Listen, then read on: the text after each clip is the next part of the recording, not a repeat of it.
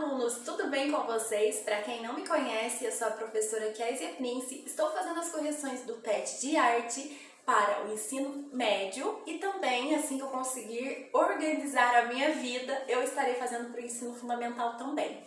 Então nós vamos começar a fazer a correção da semana 3, tem aqui no canal a semana 1, a semana 2 para o ensino médio, do primeiro ao terceiro ano do ensino médio, e tem também uma videoaula e seguida a correção.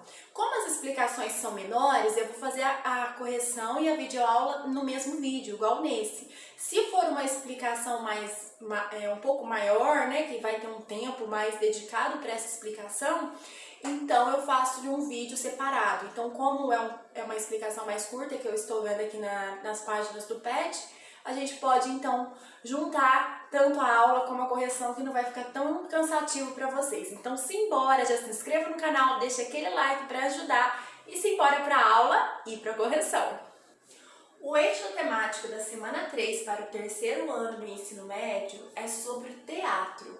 E aqui já na página de explicação, né, decorrente do tema da aula, está uma imagem aí típica do teatro, que são duas máscaras, né? Uma demonstrando uma cara feliz e a outra uma cara triste, que são denominadas os gêneros mais famosos do teatro, que é a comédia, que representa o rosto feliz, e a tragédia, o drama, o rosto mais triste.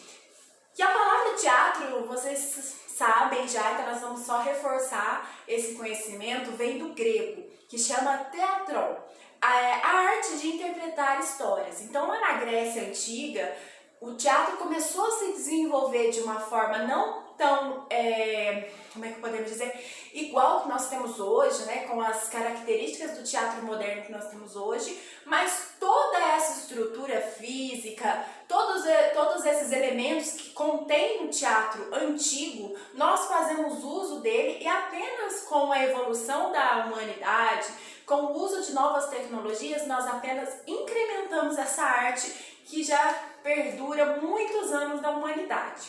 Então lá na Grécia começou então a arte teatral lá nas terras gregas através de rituais, através de um misticismo muito grande que era em torno daquele povo, que é sobre os deuses, e o deus Dionísio, ele é o deus do vinho. Em momentos de culto a esse deus Dionísio, acontecia então alguns rituais para celebração, acontecia uma dança, acontecia toda uma encenação ali perante o povo, né? Então naquela época as peças teatrais também começaram a ser praticadas por atores que queriam falar sobre a vida das pessoas comuns, da elite também e da política. Então, segundo a história de um homem chamado Téspis, ele foi o primeiro ator grego que teve conhecimento e ele se fantasiou do deus Dionísio, né? E mesclava então as ideias do divino e do profano.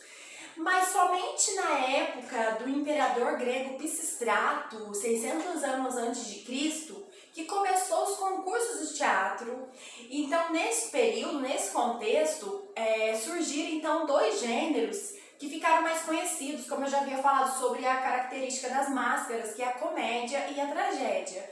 Então a formação dos teatros, né, de teatros, ou os prédios físicos teatrais onde abrigava esse espetáculo, foram muito importantes na difusão dessa nova arte na época. Então no período medieval, o teatro estava estritamente ligado aos cultos religiosos da Igreja Católica, representando então as histórias bíblicas. Então eles não tinham muita liberdade para a criação dramática, porque como era ligado a fé católica, naquela época a mentalidade do catolicismo era muito mais rígida do que nós temos hoje. Então teve uma evolução na mentalidade também, né? Novas formas de pensar, né? A religião, o ser superior, as formas de regras, e isso alterou também a arte de acordo com a modernidade dos pensamentos. Então naquela época a mulher não poderia atuar, os temas eram muito avaliados pela Igreja Católica, então tudo era considerado muito profano, heresia, então nem tudo era considerado entretenimento e arte. Então, nesse período medieval, o teatro era bem restrito. Logo após esse período, aqui no Brasil, a presença dos jesuítas, né, que eram os padres que vieram catequizar os índios com a colonização dos portugueses aqui no Brasil, no século XVI, então, surgiu então as apresentações teatrais com seus ensinamentos religiosos. O teatro, ele continuou aderindo, né, ao poder da igreja, porém, tinha uma funcionalidade que era para catequizar os índios através da arte teatral, porque o índio ele não era alfabetizado, ele não tinha leitura e nem escrita, né, de acordo com a vivência mais natural. Então, os jesuítas acreditavam que eles eram pagãos e eles deveriam ser salvos, né, a alma deles deveria ser salva através dos ensinamentos bíblicos. Então, a melhor forma de passar para o povo indígena esse ensinamento seria através da dramatização, porque o índio já tinha essa essência de dramatizar, eles já faziam rituais, né, para os deuses, eles já tinham essa conexão dramática com a natureza, de encenação, convívio, né, mais artístico.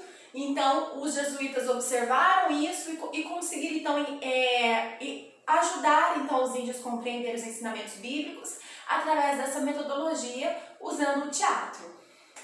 Portanto, gente, a expressão corporal, né, das representações que são típicas do teatro que nós temos hoje, elas já eram utilizadas como forma de retratar acontecimentos de um grupo para imitar os animais que viram, né, na caça ou que caçaram. Eles também usavam o teatro para contar sobre o que aconteceu quando o resto do grupo não estava presente e mostrar qual foi a técnica que melhor funcionou para pescar um tipo de peixe, né, entre outras coisas. Então, a representação já fazia parte do homem, sem que ele entendesse como uma arte propriamente dita, o teatro. Ao longo do tempo, o teatro foi se transformando e essa transformação chegou até nós, né? E atualmente esse gênero artístico ele pode ser encontrado em vários lugares. Os grandes musicais, as peças teatrais, os espetáculos, a dança teatral, o teatro de rua, o teatro amador, comercial, educacional, os religiosos, entre outros, eles são exemplos de opções existentes e cada uma com suas determinadas características e objetivos definidos. Então, muitas companhias de teatro se formaram no percurso da história do Brasil. Hoje, o Grupo Galpão, que é um grupo de teatro-oficina, e o Tá na Rua são exemplos de grupos que são referência aqui no Brasil, grupos brasileiros. Então, a arte cênica foi um nome atribuído às escolas de teatro. Existem hoje vários cursos superiores, ou não, né, técnicos superiores, espalhados pelo mundo para agregar valores ao conhecimento acadêmico, teórico e prático do profissional, tanto como ator e atriz, também como outros profissionais que atuam na arte teatral. Bom, chegou a hora das atividades. A questão número 1 está dizendo: segundo a história, o teatro teve origem na Grécia Antiga, com os rituais religiosos ligados ao deus Dionísio. Com o passar do tempo, ainda na Grécia, as manifestações teatrais mostraram que, letra A, suas produções eram feitas pelos grandes reis que se passavam de atores para maquiar suas práticas impopulares. Letra B, se baseavam em peças que falavam sobre a vida cotidiana e sobre a elite imperial. Letra C, o primeiro ator a ser reconhecido no mundo foi o imperador Pisístrato. E letra D, o mesmo imperador foi o grande responsável pela criação dos gêneros comédia e drama. Gente, analisando as questões A, B, C e D, de acordo com o seu conhecimento adquirido nesse estudo sobre o teatro, nós sabemos que a correta sobre as manifestações teatrais, elas mostram que o teatro ele se baseava em peças que falavam sobre a vida cotidiana e sobre a elite imperial. O teatro não tinha os reis participando, a corte ia assistir o teatro, né? Os reis assistiam como entretenimento.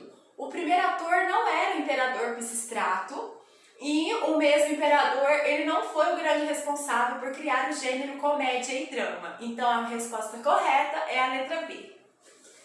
Questão número 2. Qual foi o papel dos jesuítas no desenvolvimento do teatro no Brasil?